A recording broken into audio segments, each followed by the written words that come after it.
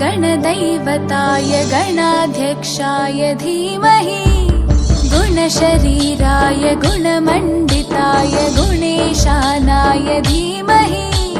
गुणातीताय गुणाधीशाय गुणप्रविष्टाय धीमहि एकदन्ताय वक्रतुण्डाय गौरीतनयाय धीमहि गजेशानाय भालचन्द्राय श्रीगणेशाय धीमहि